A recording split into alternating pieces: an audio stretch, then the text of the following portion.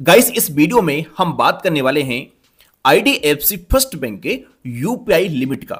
अगर आपके पास IDFC first bank का कोई सेविंग अकाउंट है और आप उससे यूपीआई से लेन देन करते हैं और आप कंफ्यूज हैं कि हम एक दिन में यूपीआई से कितना लेन देन कर सकते हैं, क्योंकि आप जानते हैं कि यूपीआई का हर बैंक का अलग अलग लिमिट है।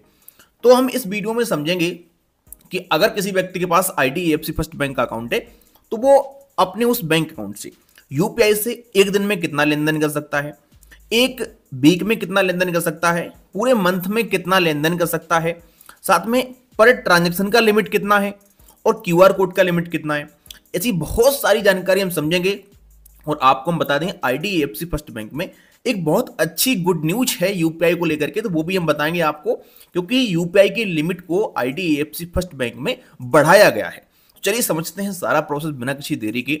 नमस्कार, मेरा नाम है मनीष प्रजापति। आप सभी का एक बार फिर से वेलकम एक न्यू वीडियो में। चैनल पर अगर आप पहली बार आए सब्सक्राइब कर देना, वीडियो पसंद आ जाए तो एक लाइक जरूर कर देना। यूपीआई के बारे में तो आप सभी लोग भली भांति जानते ही होंगे। यूपीआई हमारे इंडिया का एक पेमेंट सिस्टम है जिसे हम गूगल पे, फोन पे या फिर पेटीएम में अपना यूपीआई लिंक करके और अपनी बैंक अकाउंट सीधा पेमेंट कर सकते हैं। आजकल हर व्यक्ति यूपीआई पेमेंट कर ही रहा है, एनपीसीआई द्वारा इसको संचालित किया जाता है। चलिए बात करते हैं मेन मुद्दे की कि आईडीएफसी फर्स्ट बैंक में यूपीआई का कितना लिमिट है। तो देखो, यहां पर मैंने एक एक जानकारी को स्पष्ट रूप से लिख रखा है, आपको मैं बहुत अच्छे से समझाऊंगा, बस आप इस वीडियो को देखते रहो। अगर हम बात करते हैं यूपीआई लिमिट की, देखिए आईडीएफसी फर्स्ट बैंक में एक दिन का यानी 24 घंटे का जो यूपीआई से पेमेंट करने का लिमिट है वो है 50,000 रुपए। यानी आप अपने आईडीएफसी फर्स्ट बैंक के अकाउंट को किसी भी यूपीआई एप्लीकेशन से लिंक करके और एक दिन में 50,000 रुपए भेज सकते हो अधिकतम। इसके अलावा आपको बता दें कि आप अगर छोटे मोटे ट्रांजैक्शन कर रहे हो तो अधिकतम आप एक दिन के अंदर आईडीएफसी फर्स्ट बैंक में यूपीआई से 20 ट्रांजैक्शन कर सकते हो। अब आप इन दोनों में से कोई भी कंडीशन पहले फॉलो कर लेते हो तो आपका जो लिमिट है वो वहीं पर खत्म हो जाएगा।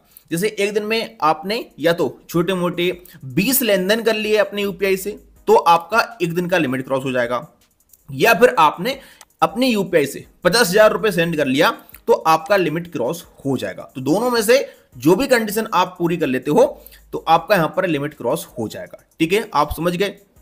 चलिए आगे बात करते हैं।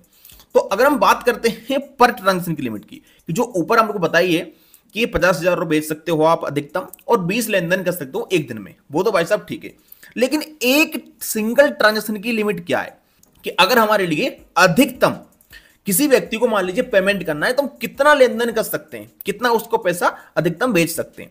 तो आईडीएफसी फर्स्ट बैंक में एक सिंगल ट्रांजैक्शन का लिमिट है 25,000 रुपए।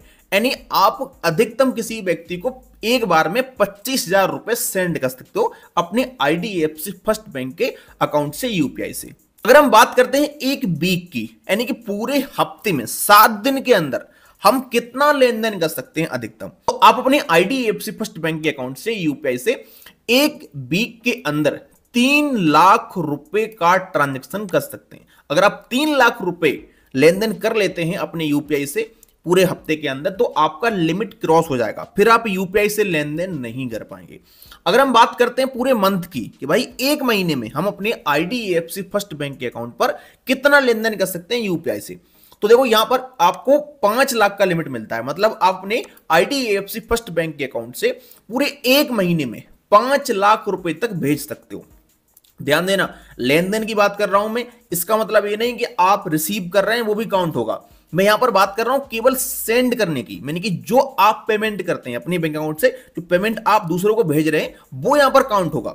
अगर आपको कोई पेमेंट कर रहा है उससे कोई फर्क नहीं पड़ेगा, वो आप कितना भी रिसीव कर सकते हैं। ठीक है, आगे हम बात करते हैं। तो अगर आप अपना फर्स्ट टाइम यूपीआई चालू करते हैं, मान लो आपने नया नया अकाउंट ओपन किया आईडीएफसी बैंक में और आपने अपना गूगल पे, फोन पे कहीं पर भी यूपीआई को चालू कर लिया और इसके बाद अगर आप लेन देन करते हैं तो 24 घंटे के लिए आपको केवल 5,000 रुपए की लिमिट मिलती है। मतलब कि नई नई यूपीआई अगर आपने चालू की अपनी तो आप अधिकतम किसी व्यक्ति को 5,000 रुपए ही सेंड कर सकते हो, इसके आगे आपको कोई भी ऑप्शन यहां पर नहीं मिलेगा। और जैसे ही आपके यूपीआई को 24 घंटे से ऊपर का टाइम होता है तो फिर यहां पर आप वही 25,000 रुपए पर ट्रांजेक्शन अधिकतम भेज सकते हो।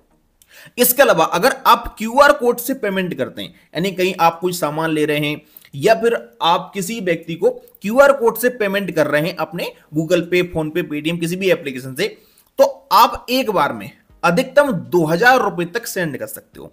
सो ये सारी की सारी कंडीशन है यूपीआई की। एक बात का यहां पर ध्यान देना, बहुत सारे लोग कमेंट करते हैं बाद में कि अगर हमने गूगल पे में अकाउंट बना लिया अपना और वहां पर हमने आईडीएफसी बैंक को लिंक कर लिया और इसी के साथ हमने फोन पे में अपना अकाउंट बना लिया और पेटीएम में अकाउंट बना लिया, तो मान लो हमने 3 जगह अपना अकाउंट बना लिया, तो क्या हमारे लिए ये जो लिमिट यहां पर बता रहे हैं आप, ये अलग अलग मिलेगी या फिर एक ही मिलेगी?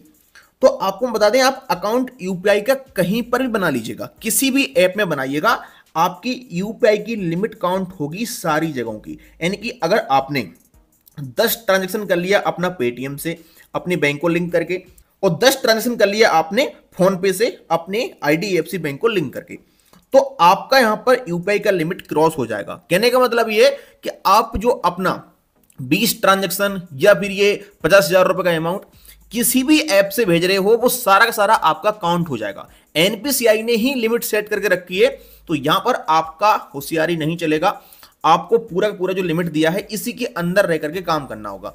अब यहां पर बहुत सारे लोग कमेंट करेंगे भाई साहब कि ये लिमिट क्यों लगा देती है बैंक, इसको क्या फायदा, इससे क्या हो रहा है लिमिट्स को अगर ना लगाएं तो आपको बता दें हम कि भाई साहब इससे बहुत बड़े बड़े बिजनेस चलते हैं। गांव क्षेत्र में क्या करते हैं लोग कि जिसको पैसे की आवश्यकता होती है ना, जिसको मान लो किसी को अगर अपने बैंक खाते में पेमेंट डलवाना है, उसका कोई मान लो ईएमआई वगैरह कटना है, तो लोग कैश ले लेते हैं, उससे 1 लाख का कैश ले लिया या फिर 20,000 कैश ले लिया और यूपीआई से उसके अकाउंट में पेमेंट डाल देते हैं। तो यहां पर वो लोग कमीशन भी लेते हैं। इस प्रकार से बिजनेस चलते हैं ऐसे। लेकिन अब यहां पर बिजनेस नहीं चल पाते क्योंकि धीरे धीरे सब समझ में आ जाता है सरकार को या फिर जो हमारी कंपनी है एनपीसीआई, यूपीआई, तो यहां पर ये कंडीशन लागू कर देती हैं। इस प्रकार से यहां पर होता है। बहुत सारे लोग क्या है ना, आजकल ग्राहक सेवा केंद्र चलाते हैं, वो लोग भी ऐसे करते हैं भाई साहब, दुकान रख ली छोटी सी और वहां पर लेन देन कर रहे हैं और कोई मनी ट्रांसफर करवाने के लिए आया तो उससे कमीशन ले लिया, 1000 रुपए, 20 रुपए, 10 रुपए और यूपीआई पेमेंट कर दिया। इसलिए यहां पर ये लिमिट लगाई जाती है। तो ये यहां पर एक आम आदमी के लिए ठीक है, अगर आप एक नॉर्मल यूज करते हैं अपना बैंक अकाउंट तो आपके लिए यहां पर ये लिमिट ठीक हो सकती है। बट अगर आप परेशान रहते हैं यूपीआई की लिमिट से, भाई और लिमिट चाहिए, तो आपको मैं राय दूंगा कि आप मल्टीपल बैंक अकाउंट ओपन कर सकते हैं। मान लो आपके पास आईडीएफसी बैंक का अकाउंट तो है, लेकिन आप दूसरी बैंकों में खाता खोल सकते हो। तो यहां पर हर बैंक की अलग अलग लिमिट होती है। जैसे अगर आपके पास 2 बैंक अकाउंट है तो आपके लिए फिर यहां पर 20-20 ट्रांजेक्शन की, मतलब कि 40 ट्रांजेक्शन की लिमिट मिल जाएगी और आप 1 लाख रुपए तक सेंड कर पाएंगे। अलग अलग बैंकों की किसी की 1 लाख भी होती है, तो फिर आपके लिए और बड़ा यहां पर मौका मिल जाएगा पेमेंट करने का। तो आप 2 बैंकों में, 3 बैंकों में, 4 बैंकों में, जितना आपका मतलब खर्चा होता है उसके हिसाब से आप अधिक बैंकों में खाते खोल सकते हैं। अच्छे जीरो बैलेंस अकाउंट के लिंक मिलेंगे कुछ, वीडियो को डिस्क्रिप्शन में चेक कर लेना। जानकारी पसंद आई वीडियो को लाइक कर देना। चलिए मिलते हैं किसी नेक्स्ट वीडियो के साथ।